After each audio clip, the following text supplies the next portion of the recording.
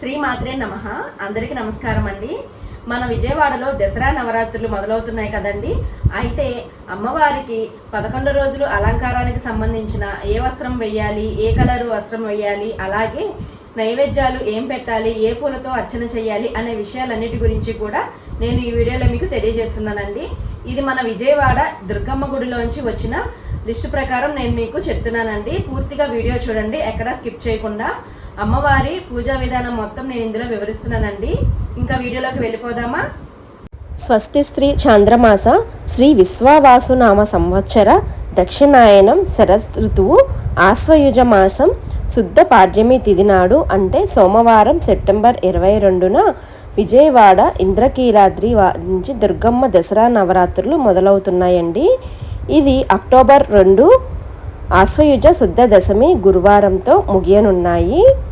ఇక తేదీ 22 సోమవారం అండి. తిథి ఆశ్వయుజ శుద్ధ పాడ్యమి. అమ్మవారి అవతారం శ్రీ బాలా త్రిపుర సుందరి దేవిగా మనకి దర్శనమిస్తున్నారండి. చీర వర్ణం వచ్చేసి గులాబీ రంగు చీర, నైవేద్యం పరమాన్నము లేదా రైస్ కీరు, పుష్పం మందార పువ్వులు. చదవవలసింది లలితా సహస్రనామ స్తోత్రం. 23/9/2025 మంగళవారము. తిథి ఆశ్వయుజ శుద్ధ విధియ. అమ్మవారి అవతారం శ్రీ గాయత్రీ దేవి. చీర వర్ణం నారింజ రంగు చీర, నైవేద్యం కొబ్బరన్నం అల్లపు గారెలు, పుష్పం తామర కలువ పువ్వులు. చదవవలసింది గాయత్రి కవచం. 24/9/2025 బుధవారము. తిథి శుద్ధ తృతీయ. అమ్మవారి అవతారం శ్రీ అన్నపూర్ణాదేవి. చీర వర్ణం నీలం రంగు, నైవేద్యం మినపవడలు లేదా పులిహోర, పుష్పం మల్లె పువ్వులు. చదవవలసింది శ్రీ అన్నపూర్ణ అష్టకం. 25/9/2025 వారము గురువారము. తిథి శుద్ధ చవితి. అమ్మవారి అవతారం శ్రీ కాత్యాయని దేవి.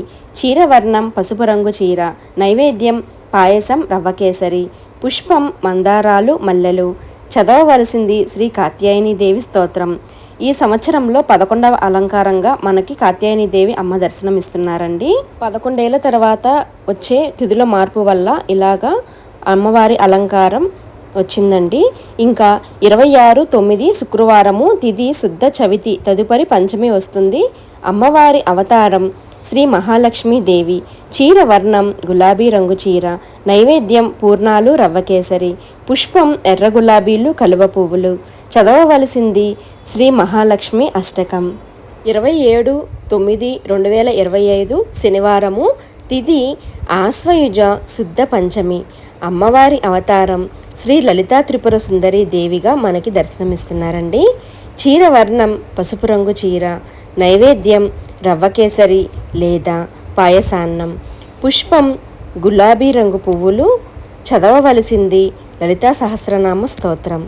లలితా సహస్రనామం చదవలేని వాళ్ళు టీవీలో పెట్టి విన్నా సరిపోతుందండి. 28/9/2025 వారము ఆదివారము. తిథి ఆశ్వయుజ శుద్ధ షష్ఠి. అమ్మవారి అవతారం శ్రీ మహాచండీ దేవి. చీర వర్ణం బంగారు రంగు చీర, నైవేద్యం కట్టు పొంగలి, పుష్పం పసుపు రంగు పువ్వులు. పసుపు రంగులో ఉండే పువ్వులు అంటే చామంతులు, అలాగా పెట్టచ్చండి. చామంతులు చాలా మంచిది. చదవవలసింది చండీ దుర్గా సప్తసతి. 29/9/2025 సోమవారము. తిథి ఆశ్వయుజ శుద్ధ సప్తమి మూలా నక్షత్రం. అమ్మవారి పుట్టిన నక్షత్రం కదా. అమ్మవారి అవతారం శ్రీ సరస్వతీ దేవి. చీర వర్ణం తెలుపు రంగు చీర, నైవేద్యం పాయసం శాకాన్నం, పుష్పం తెల్ల తామర పువ్వులు. చదవవలసింది సరస్వతి స్తోత్రం.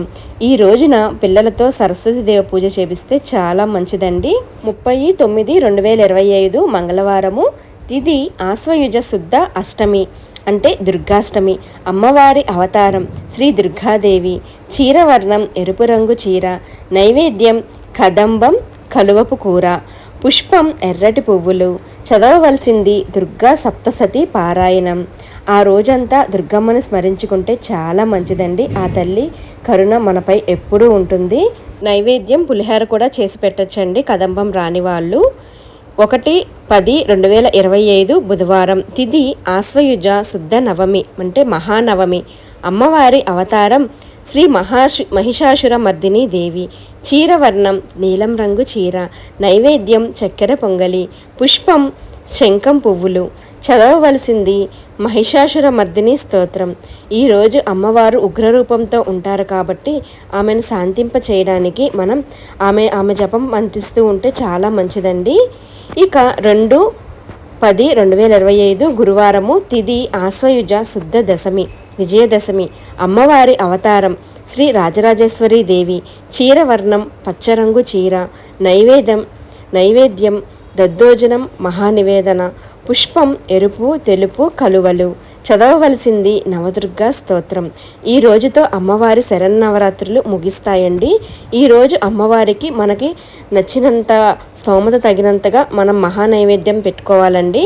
అంటే మనం కొంతమంది కోడిని అమ్మవారికి నైవేద్యంగా సమర్పిస్తారు. చీర, జాకెటు, పసుపు, కుంకుమ, గారెలు, అలాగే పులిహోర, దధ్యోజనం, మనకు నచ్చిన ప్రసాదాలన్నీ కూడా అమ్మవారికి చేసి లాస్ట్ రోజు రాజరాజేశ్వరి అమ్మవారి అలంకారంలో ఉంటారు కదండి. అమ్మవారికి మనకి స్తోమత తగినట్టుగా మనకి అమ్మవారికి నైవేద్యం పెట్టుకుంటే 9 రోజులు చేసిన పూజా ఫలితం బాగా ఉంటుందండి.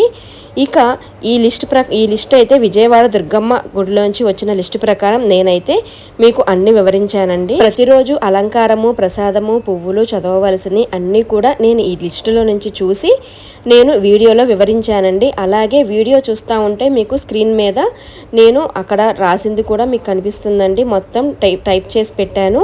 మీరు ఒకవేళ నేను చెప్పేది అర్థం కాకపోయినా అక్కడ టైప్ చేసింది ఉంటుంది కదండి, దాన్ని చూసుకొని దాని ద్వారా మీరు పూజ చేసుకోండి. శ్రీ మాత్రే నమః. వీడియో నచ్చితే ఒక లైక్ చేయండి.